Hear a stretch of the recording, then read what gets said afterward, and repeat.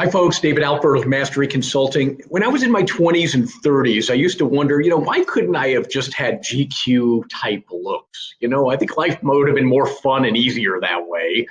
And I thought, gosh, I'm not as tall as, I guess, the giraffe, if you want to use an interesting analogy. I'm not as strong as the hippo or the elephant. Maybe I'm not as wise as the hyena or the serpent, but what's interesting about all those animals? They all run from the lion. And my middle name happens to be a Hebrew name, Ariel, Ariel, which translates to Lion of God. And I have these screensavers all over my phone, et cetera, with lions on it. It's almost like an identity thing for me. And it's interesting. What makes the lion different? I mean, after all, the lion is not large, tall, strong. The hippopotamus could lean on the lion and the lion would die. The elephant could step on the lion and that would be it. The giraffe is way taller than the lion, has nothing to fear. But what's interesting is the lion looks at all of those animals and the lion's only thinking one thing: lunch.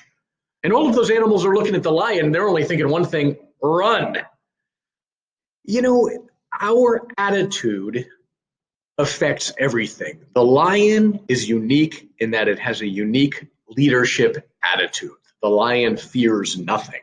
And so what I want to read to you today are some journal entries from years ago that I used to encourage myself to build identity. And really, if you want a label on this topic would be leadership development.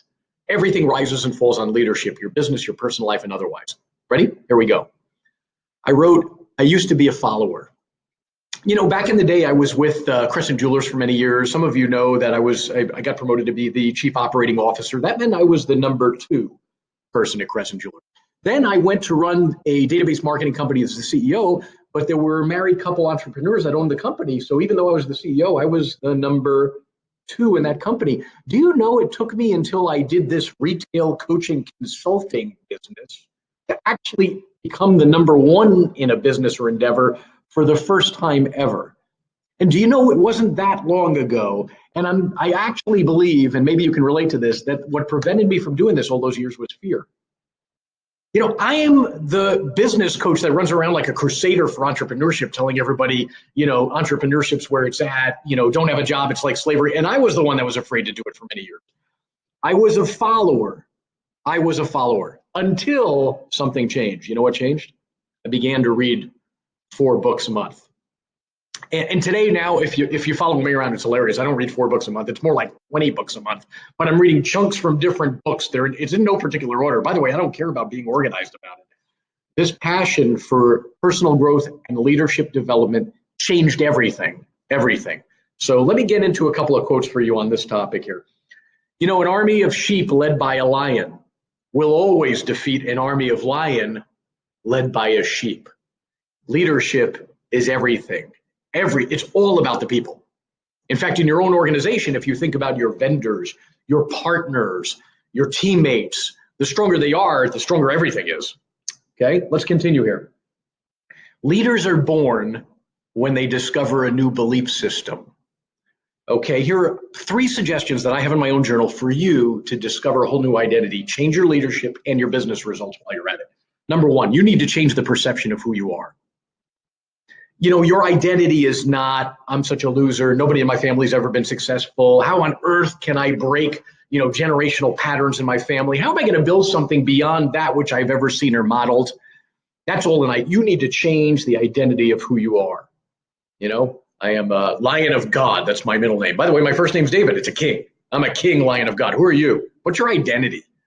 Change the perception of who you are. Number 1, change the perception of why you exist. You have to know that you have a purpose. You have to know that you've been given giftedness unique to you that nobody else has. And if you're not aware of that, you cannot build, you cannot, lead or build with authority. You have to know that you have gifts. Number 3, you need to change the perception of your significance. You need to know that you matter to other people. You matter to the human race. You've been meant to influence others. Now, maybe your influence is just members of your own immediate family. Maybe your influence is much larger and greater in scope. But everyone has been wired for significance, for influence, if that makes sense. Let's talk about the eagle. Did you know how high eagles fly? Did you know eagles fly 3 to 4 miles in altitude? Almost as high as airplanes. What do eagles see when they're up there? And the answer is airplanes or other eagles. Please listen to me carefully. If you're bumping into pigeons and doves, or pigeon poop for that matter, you're flying too low. Who are you hanging out with? Who do you think? What do you think of yourself? When you start to grow and develop this leadership ilk, if you will, every critic's going to come out of the woodwork. Here they come. The haters galore. They come because nobody wants you to break away from them. Critics have time to criticize. You don't. Just remember that. That's why I like Kobe Bryant all the time and his attitude. If you ever watch that video that I like to share, the Kobe haters video. When Kobe Bryant was in his final week of basketball before he retired, Nike did a nice ad on TV that was sort of playing fun of the Kobe haters and how he didn't care, and it fueled him. Man, what would it be like if we understood that the haters come with the territory? The greater the level of leadership, the greater the haters, but also the more influence you have. Think about what it's like to be the president of the United States, whether it's the current one or the prior one. You're taking a whole lot of incoming heat, but you also get the opportunity to influence in a great big way. We've got to grow up and develop this again in leadership here. I jotted this down. See what you think about this. Trapped in every follower is a hidden leader. It is the role of leaders to free other leaders from this trap. To be great, you have to separate from your culture. You know, your culture wants you to assimilate. They want you to be like everybody else. They don't want you to break away. But that is a problem for business and leadership. Leaders fly alone. In fact, the old expression, it's lonely at the top, is so true.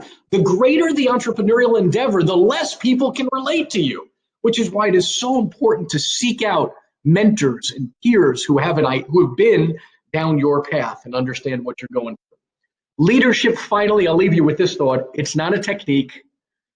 It's not a method. Leadership is an attitude.